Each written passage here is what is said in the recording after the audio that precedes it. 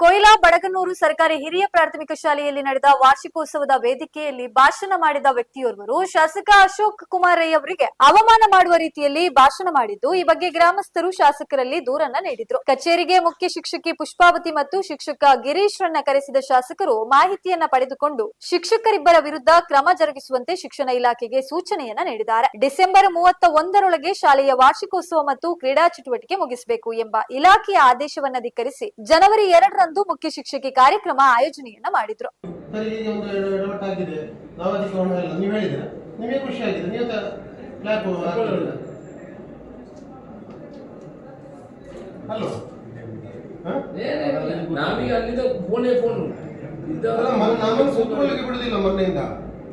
ನಮಗೆ ಒಂದು ಪ್ರಶ್ನೆ ಆಯ್ತು.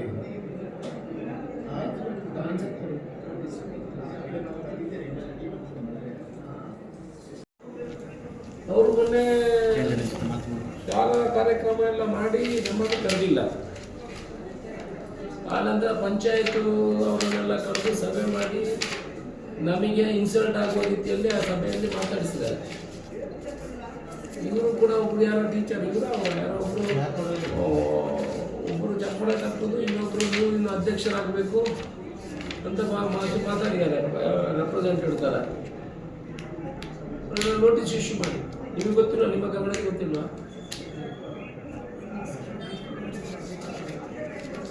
ಇಶ್ಯೂ ಮಾಡಿ.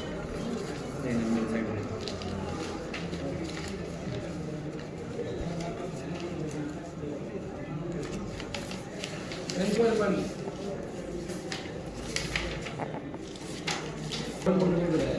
ನೀವೇ ಅಲ್ಲಿ ಚುನಾವಣಾ ಪ್ರಚಾರ ಭಾಷಣ ಮಾಡಿದರೆ ಯಾಕೆ ಅದು ನಿಮಗೆ ಯಾಕೆ ಕೆಲಸ ಬೇಕು? ಇಲ್ಲಿ ಕೇಳೋದು ಕಾರ್ಯಕ್ರಮ ಮಾಡಬೇಕಿದ್ರೆ ಬೀರು ಆಫೀಸಲ್ಲಿ ಕೇಳಬೇಕು, ನಮ್ಮ ಹತ್ರ ಕೇಳಬೇಕು. ನಾನು ಅಧ್ಯಕ್ಷ ತಾನೇ ಶಾಲೆಗೆ. ಯಾರು ಅಧ್ಯಕ್ಷ? ಅಲ್ಲ, ಅಧ್ಯಕ್ಷ ಯಾರು ಅಧ್ಯಕ್ಷ? ಎಷ್ಟೇ ಕಾಸೋಗಿದೆ ನಿಮ್ಮ ಇದಕ್ಕೆ ಅಧ್ಯಕ್ಷರಿದ್ರು ಅಧ್ಯಕ್ಷ ಇದ್ರೆ ಅವ್ರು ನೆಕ್ಸ್ಟ್ ಅಲ್ಲ, ಅದು ಬಂದಾಗ ನೀವೇ ಮೇನ್ ಉದ್ಘಾಟಕರ ಅಧ್ಯಕ್ಷರು ನೀವೇ. ಅದು ಯಾವ ಶಾಲೆಯಾದರೂ ಸಹ ಅವರು ಒಂದು ವೇಳೆ ನೀವು ಬರುವುದಿಲ್ಲ ಅಂತ ಹೇಳಿದ್ರೆ ಮಾತ್ರ ಇವರು ಫಂಕ್ಷನ್ ಮಾಡಲಿಕ್ಕೆ ಆಗ್ತದೆ. ಮತ್ತೆ ಒಂದು ಇವರಿಗೆ 31ರ ನಂತರ ಯಾವುದೇ ಪ್ರೈಮರಿ ಶಾಲೆಗೆ ಕಾರ್ಯಕ್ರಮ ಮಾಡಲಿಕ್ಕಿಲ್ಲ. ಅದು ನಂತರ DDPIಯಿಂದ ಪರ್ಮಿಷನ್ ಬೇಕು. ಇವರು ಅದು ತಗೊಳ್ಳಿಲ್ಲ. ಇವರು ಅಲ್ಲಿ ಮಾಡಿದ ಈ ರೀತಿ ಅನ್ಯಾಯ ಮಾಡೋದು ಅಂತ ಹೇಳಿದರೆ ಅವರು ಅಧಿಕಾರಿಗಳು ಇಲ್ಲ ಅಂತ ಹೇಳಿ ಅವರನ್ನು 2 ತಾರೀಕಿಗೆ ಮಾಡಿದ್ದಾರೆ. ನಿಮಗೆ ಬೇಕಾದಾಗ ಹೇಗೆ ಮಾಡ್ತೀರಿ ಅಂತ ಹೇಳೋದು. ನೀವು ಬೇಕಾದಾಗ ಆಗ ನೀವು ಆಯ್ತು ಕಲಿಕಾ ಹಬ್ಬ ಆಯ್ತು, ನೀವು ಸಭಾ ಕಾರ್ಯಕ್ರಮ ಮಾಡಲಿಕ್ಕೆ